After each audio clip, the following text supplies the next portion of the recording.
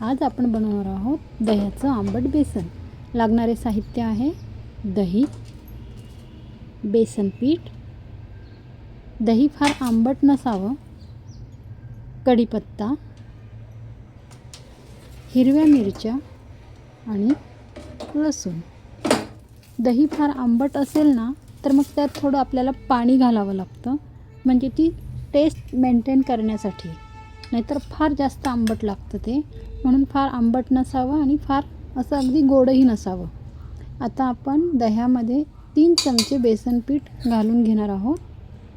बेसन पीठ घातल्यानंतर ते दह्यामध्ये नीट मिक्स करायचं, म्हणजे त्यामध्ये बेसनाच्या गाठी राहणार नाही। आता ही पूर्वतयारी करून घ्यायची आधी, आणि त्यानंतर आपण गॅस पेटवणार आहोत। अगदी थोड्या साहित्यात आणि पटकन तयार होणारे हे दह्याचं बेसन खायला खूप टेस्टी लागते। आता कढई गरम झाली की लगेच त्यामध्ये आपण तेल घालणार आहोत।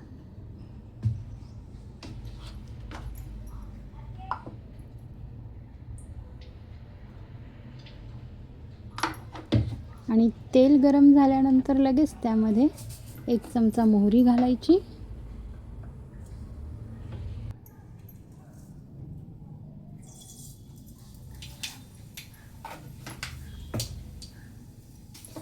मोहरी तडतडली की मग त्यामध्ये अर्धा चमचा जिरे घालणार आहोत,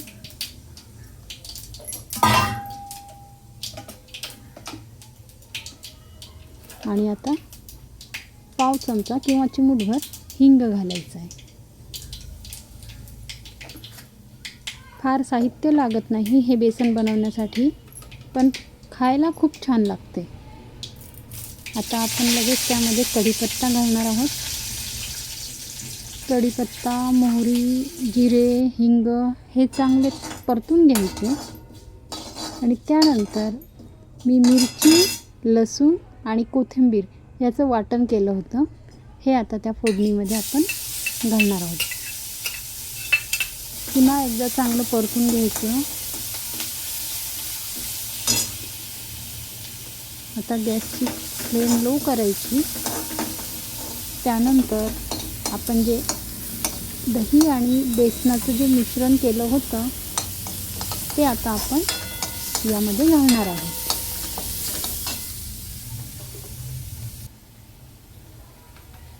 आधी आपण हळद घालून घेऊया, पाव चमचा,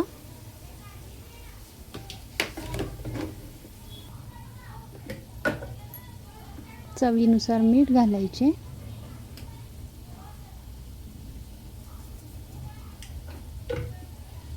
आणि आता आपण दही आणि बेसनाचं मिश्रण फोडणीत घालणार आहोत। यामध्ये पाणी घालायची आवश्यकता नसते, पण दही जर का फारच जास्त आंबट असेल तर आपण थोडंफार प्रमाणात पाणी त्यामध्ये ॲड करू शकतो।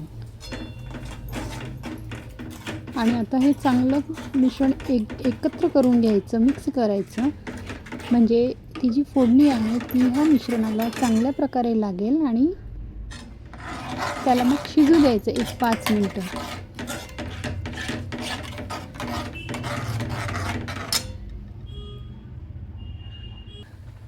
आता 5 मिनिटं झाकण ठेवून लो फ्लेमवर आपण त्याला शिजू देणार आहोत। फार वेळ नाही लागत शिजायला।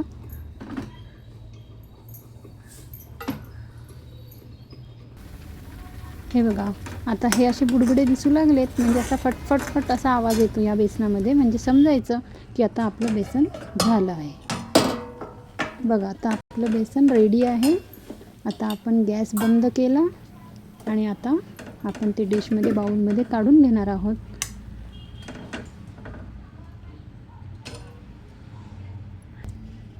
तर आपले हे आंबट बेसन म्हणा किंवा दह्याचे बेसन खाण्यासाठी तयार आहे। हे तुम्ही भाकरीसोबत किंवा चपातीसोबत खाऊ शकता। व्हिडिओ पाहिल्याबद्दल सर्वांचे मनःपूर्वक आभार। धन्यवाद।